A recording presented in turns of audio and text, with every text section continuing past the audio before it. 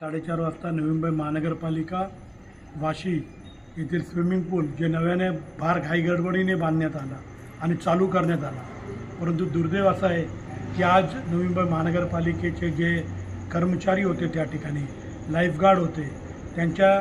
निष्काळजीपणाने आज एक महिला, वाशीगाव येथे राहणारी महिला, तिचं नाव सौभाग्यवती श्रेया संदीप भोईर,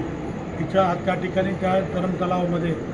बुडून मृत्यू झालेला आहे। सगळ्यात खेदाची गोष्ट आहे की त्या ठिकाणी जे लाईफगार्ड आहेत त्यांच्या कुठल्याही प्रकारचे, मला वाटतं जे सर्टिफिकेट देण्यात येतं त्याचे कुठल्याच प्रकारचे शनिशा न करता करण्यात आलेलं आहे। त्या ठिकाणी त्या स्विमिंग पूलचे भोवताली कुठल्याही प्रकारचं CCTV कॅमेऱ्याचं नियोजन नाही, जेणेकरून आपल्याला त्या ठिकाणी आतमध्ये पाण्याच्या आत किंवा आजूबाजूच्या परिसरामध्ये एखादी दुर्घटना कशी घडली आणि का घडली आणि कोणामुळे घडली याचा कुठलाच निकष काढता येत नाही।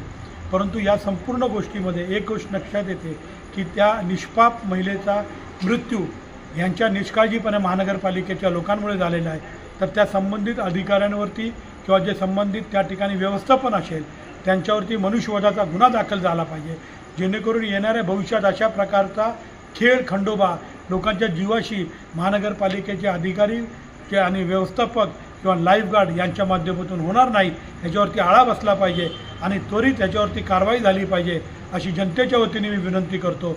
कारण आज आपण पाहतो की फक्त लगबग आहे, तिथे लोक कोण भरती केलेले आहेत, कशी भरती केलेले आहेत, त्यांची शनिशा केलेली नाही। सगळ्यात महत्त्वाचं म्हणजे ज्यावेळेला आपण स्विमिंगला येणारे व्यक्ती असतात त्यांची शनिशा 25 मीटर तरी कमीत कमी त्यांना इन्स्ट्रक्टरच्या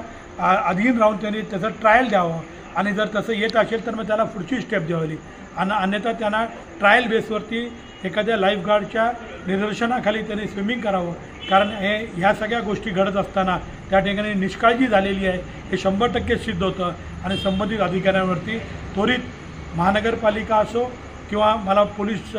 यंत्रणेकडे एकच विनंती आहे की संबंधित अधिकाऱ्यांवरती मनुष्यवधाचा गुन्हा दाखल झाला पाहिजे आणि त्या महिलेला कुटुंबाला न्याय मिळाला पाहिजे। धन्यवाद।